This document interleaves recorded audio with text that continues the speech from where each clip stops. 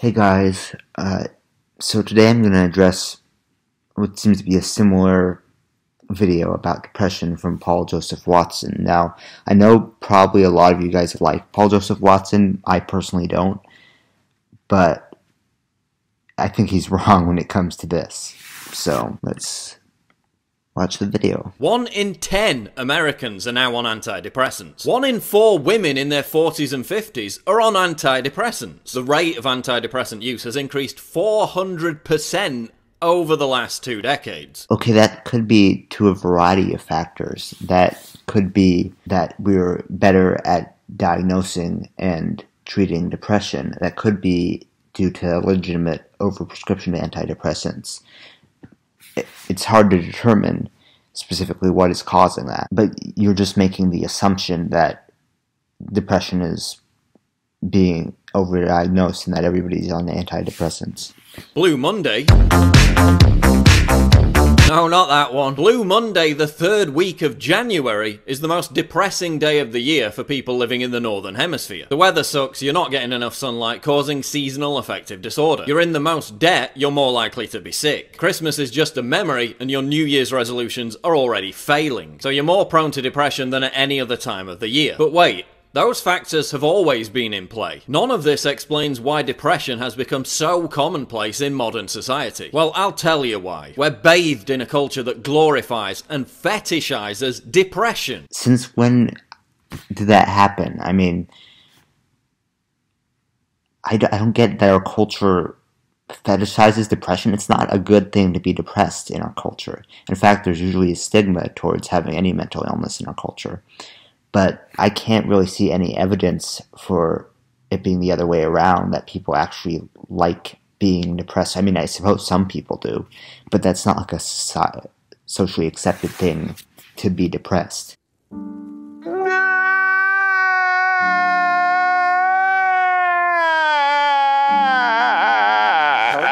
It's now a form of virtue signaling to constantly drone on about how depressed you are. Maybe in some circles, maybe in the more SJW kind of circles where mental illness is glorified, but not in our general culture or our general society. You see it all over YouTube, these sniveling hug and confess videos made by privileged millennial brats who haven't had a proper day of hardship in their entire lives. Okay, yes, maybe there are some people who are not using the depression label accurately and who are trying to use it for attention. But that doesn't invalidate the people who actually do go through depression. Depression is an incredibly common illness, and saying that everyone who suffers from it or makes a video about suffering from it is just a millennial brat who hasn't had hardship in their life is just inaccurate. They think they're being edgy, when in fact they're engaging in just another form of basic bitchery. You're a basic bitch. Social media has created a generation of young people suffering from narcissistic personality disorder. They try to one-up each other for depression brownie points. Again, maybe this does happen in some circles, i.e. Tumblr, but other than that, there's not really, I don't really see this going on like in our general society. I think he's just looking at a very particular part of the internet and he thinks that's all of society. With endless blubberfests about their poor privileged lives. Meanwhile, people living in African mud huts literally give 0 fucks. Comparing depression to poverty just doesn't make any sense. Like, you're saying, oh, you're depressed, then you must be privileged. I'm sure there are plenty of poor people who are depressed. You know, it doesn't make any sense. Maladjustment is now trendy, and not in a kind of Morrissey, emo, grunge-esque, chic kind of way. And heaven knows I'm miserable now. We've always had that. I'm talking about this ridiculous idea that we've been forced to swallow, that constantly admitting weakness is a strength. It isn't. Strength of mind is strength. Being constantly brushed off course by the slightest breeze and then having a whining fit about it isn't. They've transformed being anemic, weak-minded, and easily upset into a positive personality trait. Being anemic, weak-minded, and easily upset is not depression. Depression is a medical condition. It's this idea that we should all have permanent emotional incontinence. This idea that if we're not constantly sharing the latest chapter in our contrived mental breakdown for all the world to see, that we're somehow cold or inhuman, that's total BS. Bullshit. Strength of character used to be about the ability to deal with negative stuff without just falling to pieces at the first sign of distress. Now look what they've turned us into. Simpering pussies wallowing in our own misfortune whenever every tiny thing doesn't go our way. Now look what they've turned us into. Who's they?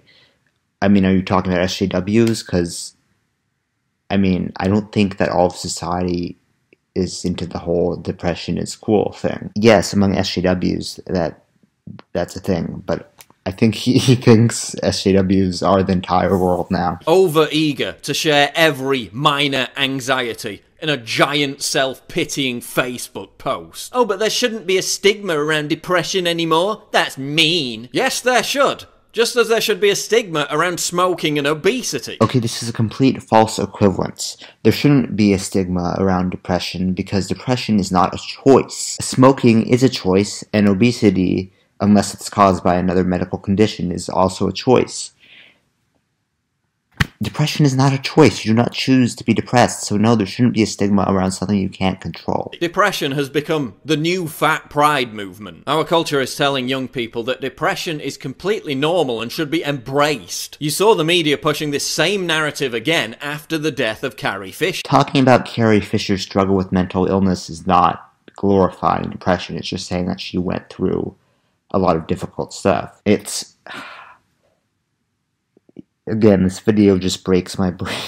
Depression is not normal, but allowing yourself to be indoctrinated with this idea that it is the primary reason why you can't beat it. This coerced mental fragility also renders you completely helpless when it comes to dealing with actual tragedy or hardships. They've turned us into complete pussies, because pussies are easier to push around and manipulate. You're a big fat pussy. And if you want to blame someone for this, you can trace it back to idiotic French philosophers like Michel Foucault. They pushed this postmodern nihilistic bullshit. What does glorifying depression have anything to do with postmodernism or nihilism?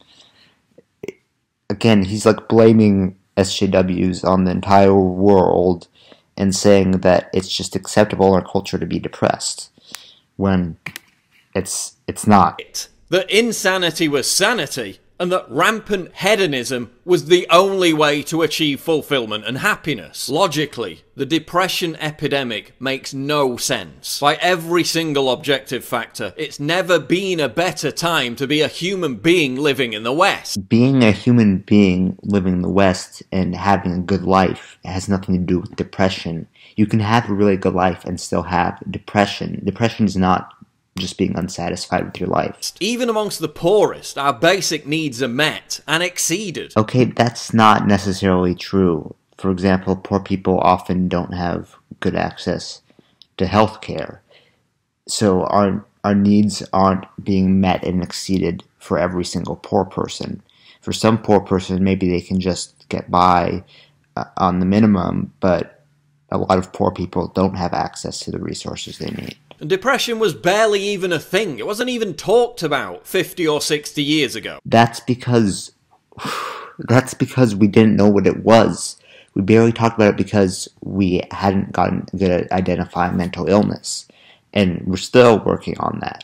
But like, these people don't understand. They're like, oh, back in the good old days when there was no depression, of course there was still depression, and we just didn't know what it was. Just like we didn't know what smallpox was for a long time. So why is everyone so depressed now when we've got it so much easier? It's because you've been completely misled about what depression actually is. No, I think that would be you. Depression is nothing more than dissatisfaction with life. No, that's exactly what I'm trying to say. It's not dissatisfaction with life. It's a medical condition. Like, would you say that for any other medical condition? Would you say like schizophrenia is just not functioning well in life? He's basically saying that mental illness doesn't exist, or at least depression doesn't exist, because it's just a state of not functioning well in your life. It's temporary unhappiness. But the dominant culture in the pharmaceutical industry figured out that it could control people and make tons of money. So, this is just a big conspiracy theory, at least from what I can see. And I mean, this is the same guy who works for Alex Jones, so I wouldn't, I'm not so surprised. But he's saying that basically the pharmaceutical industry is trying to control us by prescribing us antidepressants, when no, I mean, I can get how it's making a lot of money off of it, but it's not trying to do some mind control or anything. By treating depression as a pathological disease. So now depression is not unhappiness, but a medical condition. Yes, it's always been a medical condition. It's never just been unhappiness. You're the only one who's saying that it's just unhappiness. Which it's the responsibility of the doctor to alleviate by medical means. And they're only too happy to, often being paid to do so, under the insane justification that depression is a chemical imbalance. There's actually evidence to show that depression is a chemical imbalance. In fact, I'll link some studies in the description. He's just going against science here. Which it isn't. We've been indoctrinated that everybody has a right to happiness. No, you don't. Happiness is earned by the way you live your life. We've been indoctrinated to believe that everyone has a right to happiness. Well, the meaning of that sentiment is everybody deserves to be able to live a good life, not like they're not responsible for finding their own happiness. Of course they're responsible for finding their own happiness, but they shouldn't deserve to live a shitty life, regardless of what they do about that. If you make bad life choices, you become dissatisfied with life. You become depressed. What if it has nothing to do with your life choices? What if you just grow up in a really difficult household or something? I mean, can you see how that would make somebody depressed, as well as biological factors? Like, just the fact, he's just saying that you can completely change your life just with the choices you make. And yes, obviously, a lot of your life has to do with the choices you make, but some of it doesn't. And it's your fault. People make dreadful lifestyle decisions. They're lazy. They self-sabotage. And then they wonder why they still get depressed. You're not entitled to be happy. You are entitled to nothing. Your mood cannot be independent of the way you live your life. You can't eliminate dissatisfaction with your life by taking pills. And you can't eliminate dissatisfaction with your life entirely by the choices you make. You may still have a hard life where you still may be dissatisfied with some portion of your life. Yes, you can help control that by the decisions you make and your attitude towards life, but it's not all of that. You know, as I've said in the Nicole Arbour video, there's still that biological aspect of it. Yes, you do choose your own happiness, but that doesn't have to do with whether you have depression or not. The only cure is to change the way you live your life, to make better decisions, to create value, excitement, and authenticity in your life. Work on projects, start businesses, read, absorb worthwhile information, create something. Listen, I'm not trying to go all Tony Robbins on you.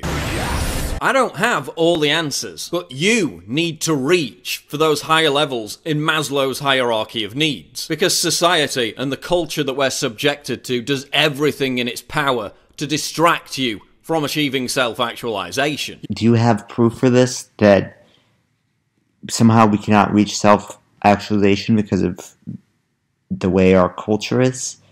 I mean, we already have...